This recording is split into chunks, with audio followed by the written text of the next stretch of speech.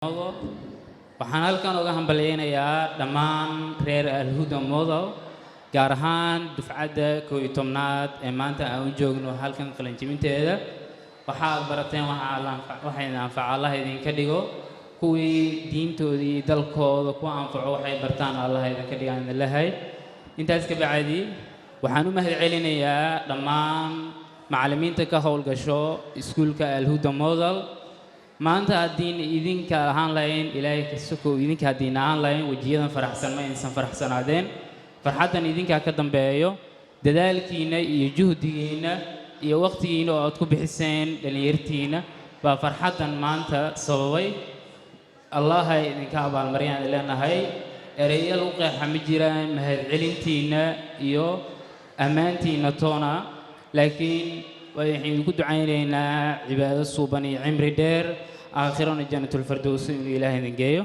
gaar ahaan waxaan u mahadcelinayaa maamulka iskuulka Al-Huda Model Ustaad Ibrahim oo ruuxaantii mar walba u taagan garabsiinta dhalinyarta Soomaaliyeed iyo dhammaan inta jecel in mustaqbalkooda ay dad wax qabsado noqdaan dad is-anfacay noqdaan haddii aan nahay ardayda ka barato iskuulka Al-Huda Model runtii waxaan aaminsanahay inaan wax badan dheernahay ardayda ka barata ardayaasha kale iskuulada kale wax ka barato taasna yani sababteeda ay tahay inaan haysano maamulo yani sidii mar walba nool dhaqmo waalidiinteen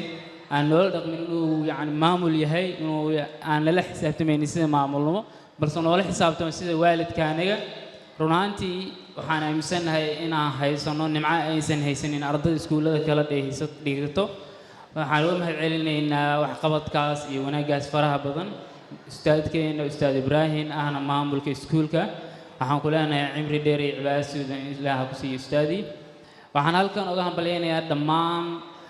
waalidiinta dhalay ardayda dhigato iskuulka Al-Huda Model runtii maalinta aad go'aan ku gaarteen in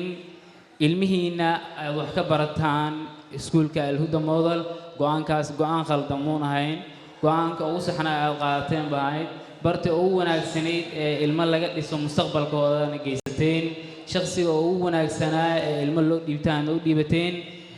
mustaqbalkeena waa ka fikirteen aan dhigi karaa dhanka ardayda qalinjabinaysa maanta waxaan kula dardaarmayaa waxa aad barateen in ka dhigin halbacaad lagu dhisay juhdigii iyo dadaalkii ay waalidiintiin idin geliyeen in ka dhigin halbacaad lagu dhisay intaas oo san idiisoo samraayay idiisoo sarfaadayay anagoo duruufaha dalka aanu ka jiro duruufahaas idinku samraayay oo waxaan ku baraayay in waxa aad barateen aad ku anfacdaan oo ina ka dooranin tahriib iyo wax kaleeto ina ka dooranin cabtooynimo iyo muqaadaraad iyo wax mustaqbalkaada wax u dhimaayo laakiin waalidka aan noqotid mid wax u tara waalidka aan noqotid kii 12 sano uu wax soo baraayay koobaad ilaa form 4 kii aan ficil haa maalintu wax barashada dhameeyay kula dardaarmaya aad u mahadsantiin dhamaantiin